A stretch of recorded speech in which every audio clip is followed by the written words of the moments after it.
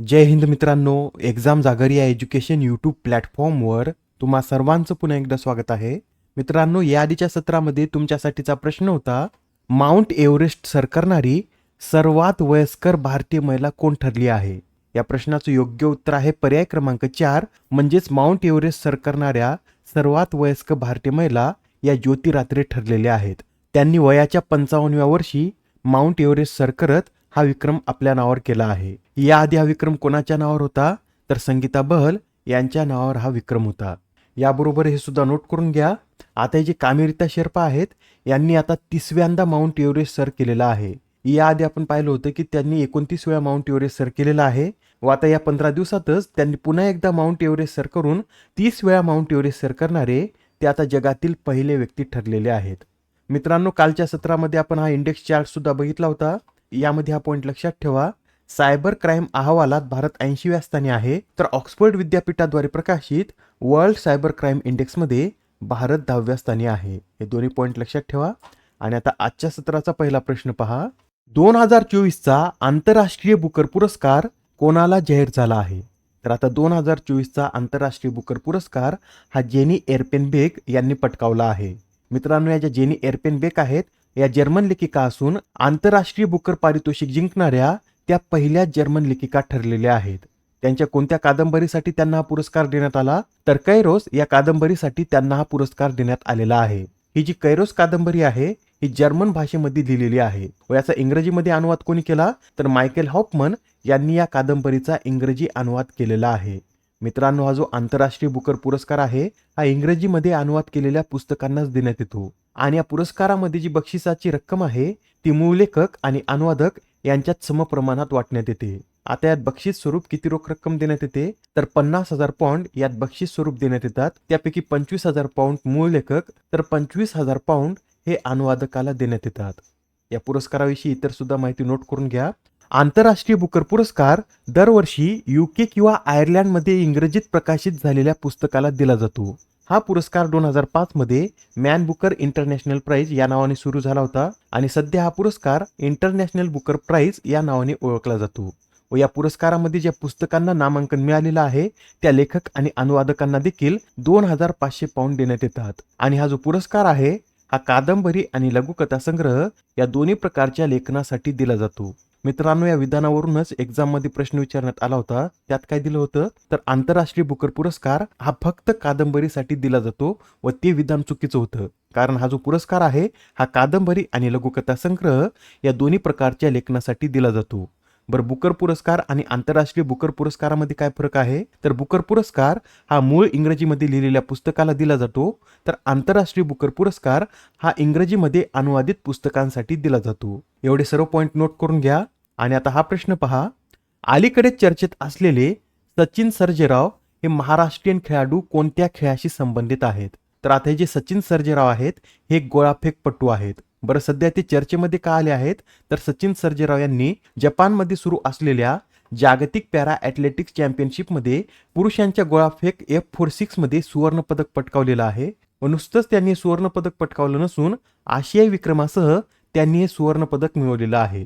त्यांनी या स्पर्धेत 16.30 मीटर अंतरावर गोळा फेकून हा नवीन विक्रम प्रस्थापित केलेला आहे. हे जे सचिन सर्जेराव आहेत हे महाराष्ट्रातील सांगली जिल्ह्यातील कारागनी या गावचे रहिवासी आहेत. प्रश्न क्रमांक 3. भारतीय रिझर्व्ह बँकेने 2023-24 या आर्थिक वर्षासाठी भारत सरकारला लाभांश म्हणून किती कोटी हस्तांतरित करण्यास मान्यता दिली? तर आता RBIने 2023-24 या आर्थिक वर्षासाठी भारत सरकारला लाभांश म्हणून 2.11 लाख कोटी हस्तांतरित करण्यास मान्यता दिलेली आहे. मित्रांनो, हा जो लाभांश आहे हा आतापर्यंतचा सर्वात मोठा लाभांश ठरलेला आहे. त्यासाठी हा आकडा लक्षात ठेवा. आता RBI लाभांश म्हणून 2.11 लाख कोटी हस्तांतरित करणार आहे. RBI विषयी सांगायचं झालं तर RBIची स्थापना 1 एप्रिल 1935 रोजी करण्यात आली होती व याचं राष्ट्रीयकरण 1 जानेवारी 1949 मध्ये झालेलं आहे. सध्या RBIचं मुख्यालय मुंबई येथे असून याचे 25वे गव्हर्नर हे शक्तिकांत दास आहेत.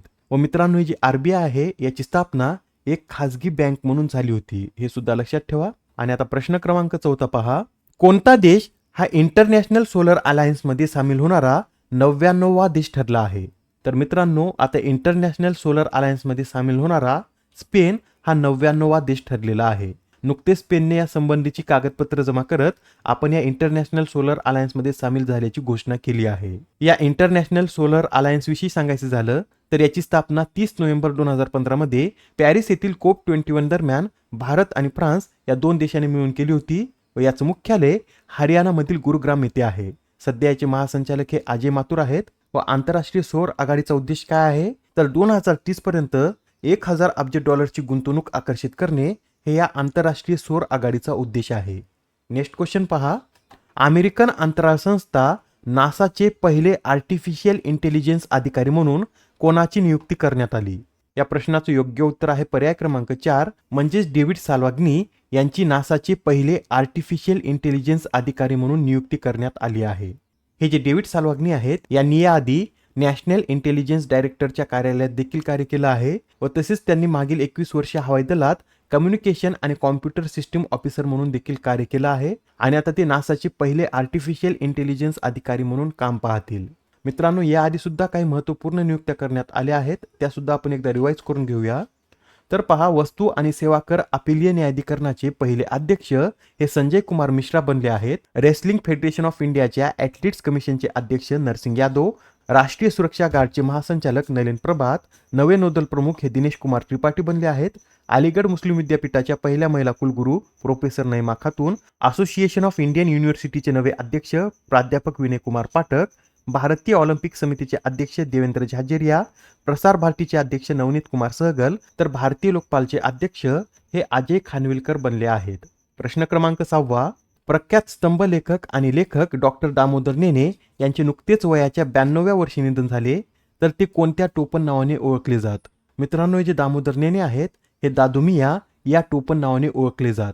यांच्याविषयी सांगायचं झालं तर त्यांनी केसरी, सामना, सोबत, माणूस, धर्मभास्कर, कॅरावान, विकली अशा अनेक नियतकालिकामधून लिखाण केलं आहे व आपल्या एका मुस्लिम रुग्णाचे दादुमिया हे टोपण नाव घेऊन ते स्तंभ लेखन करत असत. त्यांनी 1966 साली can Indira accept this challenge हे त्यांचे पहिले पुस्तक विजयानंद भारती या टोपण नावाने प्रसिद्ध केलं होतं आणि त्यांची इतर जे गाजलेली पुस्तकं आहेत यामध्ये दलितांचे राजकारण, श्रीमंत सयाजीराव गायकवाड, मोदी एक झंझावत व धास्तावलेले मुसलमान या पुस्तकांचा समावेश होतो.